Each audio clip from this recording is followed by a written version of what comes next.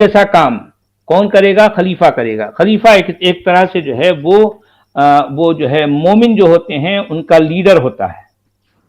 ठीक है। अच्छा, अब वो लीडर ये देखेगा कि जितने मोमिन हैं, कहने को तो वो मोमिन के घर में पैदा हुए, लेकिन वो उनकी जो मान्यता है, उनके जो अकीदे हैं, वो उतने कड़क नहीं है, या उसको एज इट इज लिटरली नहीं मानते, वो प्रैक्टिस नहीं करते इस्लाम को। तो अब ये खलीफा के अकॉर्डिंग वो मोमिन नहीं है। आप समझ रहे हैं बात को?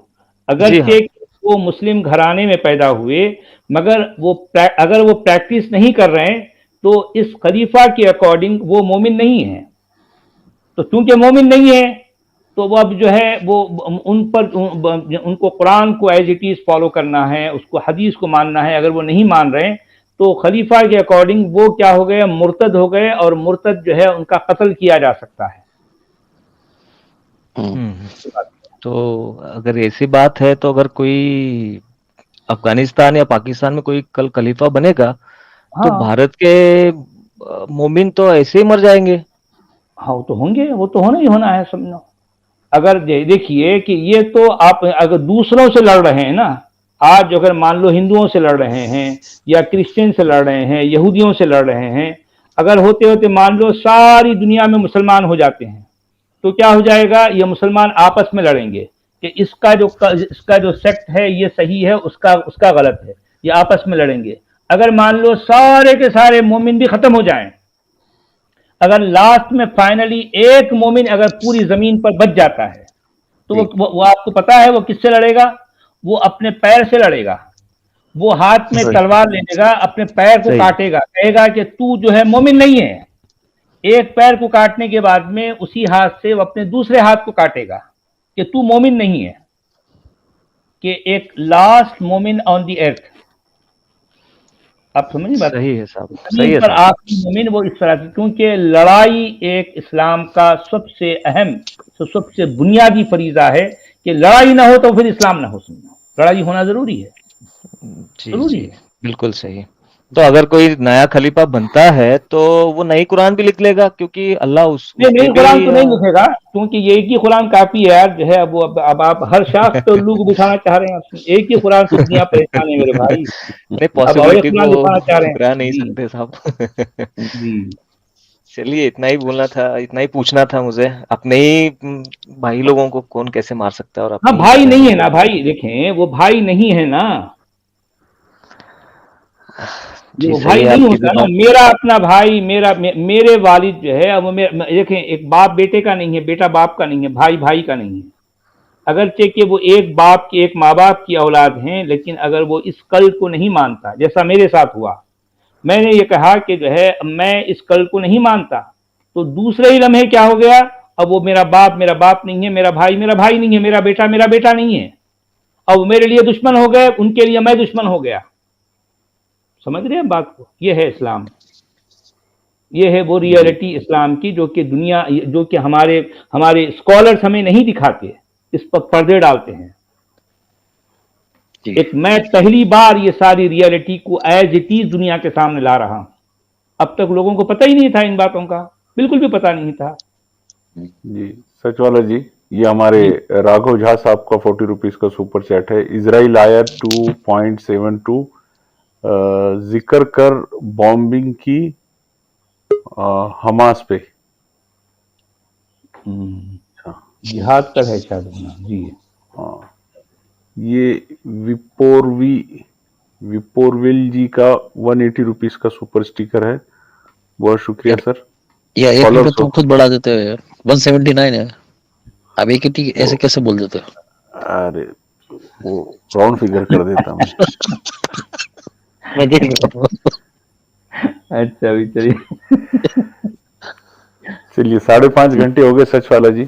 उस पर तो भाई अब कुछ हम क्लोजिंग रिमार्क इजाजत दीजिए। लेते हैं। नहीं, मेरा कोई क्लोजिंग रिमार्क नहीं है, आप ही तो सर। जी जी ठीक है, जी, अब हो गए 5.5 घंटे। अब कल मिलेंगे फिर। तो चलिए, चलें गुड भाई। नाइट, शब्बा खैर। जितने बहुत लोग शुक्रिया हमसे जुड़े सभी का। रहे, सबका बहुत बहुत शुक्रिया। बड़ा अच्छा वक्त गुजरता है आप लोगों के साथ। आप शायद आप लोगों का भी मेरे साथ शायद अच्छा ही वक्त गुजरता होगा। मैं नहीं अरे जानता। खाना हजम नहीं होता है, जी। खाना हजम नहीं होता, रात को नींद नहीं आती है, दिल बेचैन सा रहता है, अजीब अजीब से ख्याल आते हैं, रात को बाद लोग मदहोशी में उठ जाते हैं कि स्ट्रीम अभी तो स्टार्ट नहीं हो गई। तो मगर इसको बोल सकते हैं एक जादू कमेंट है। बहुत अच्छा आया था अभी उस्मान जी, भाई, वो कौन पूछ सा? रहा था कुरान में दारू वाली आयत कहाँ पर है, पूछ रहा था वो बंदा। दारू का कहाँ लिखा हुआ है बोले। अच्छा सच वाला जी। जी भाई जी, हाँ, बोलिए। अरब कंट्री में एक दो कंट्री को छोड़ के हर जगह आपको दारू मिलती है। जी हाँ, हाँ, मिलती है। मतलब ये तो मैं अपनी आंख से खुद देखा हूँ, जी। चाहे वो दुबई हो, चाहे अबू धाबी हो, चाहे शारजा हो, बहरीन हो। तो नहीं, बल्कि सऊदी अरब जो कहा जाता है, सऊदी जी अरब में भी मिलती है, हाँ बाकायदा मिलती है, क्यों नहीं जी, मिलती? अब यह नहीं और बात बस है कि ओपनली नहीं मिलती, लेकिन जिसको चाहिए वो सब कुछ वहाँ मिल जाता है, जी, ऐसा है। नहीं सऊदी में मेरे ख्याल से, मैं वहां तो गया नहीं हूँ, बाकी कंट्री देख जी। लिए। सऊदी मेरे ख्याल से होटल 5 स्टार होटल मिलती है, ऐसा ओपन नहीं। नहीं, लेकिन जो ओपन शॉप्स वगैरह नहीं होती है, लेकिन कहने जी का मतलब है कि अगर किसी को चाहिए तो कहीं ना कहीं से बंदोबस्त हो जाता है।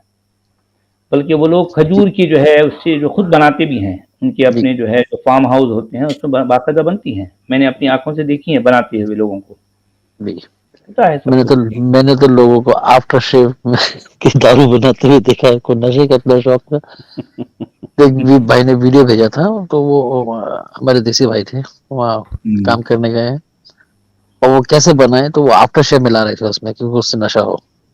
हम्म। आप अपनी कौन सी उनकी रेसिपी थी मुझे नहीं पता, लेकिन बना रहे थे वो संतरे डाल के, ऑरेंज डाल के, और ये ऊपर से आफ्टर शेव डाल दिए।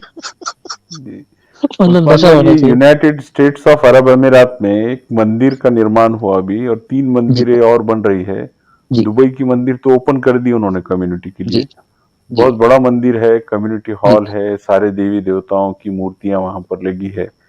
जी तो ये अरबों की जहनी गुलामी से तो अरब बाहर आ गए, हाँ, वो जी सभी हाँ। को ये बात इंसान है। समझने लग गए, हाँ और हम बिल्कुल सही। उनके नाम पे दीवानापन करते बैठे इंडिया में। हाँ हाँ, ये पागलपन जो ये है हमारे पास अभी भी चल रहा है, इसके लिए हम्म, मरने मारने के लिए नहीं। अगर जो है देखें, अब ये जो हमारे पास हो रहा है भारत में और जो है हैदराबाद में, जो अब अगर कोई इन बातों को देखे तो हैरान रहता है, यार ये क्या किस्सा है आखिर इन लोगों का। जी मगर अब ये कौन इसमें समझाए, कौन समझे? जी जी। ये बिल्कुल सही पॉइंट बोल रहे हैं, ये सब कुछ इंडिया में होता है।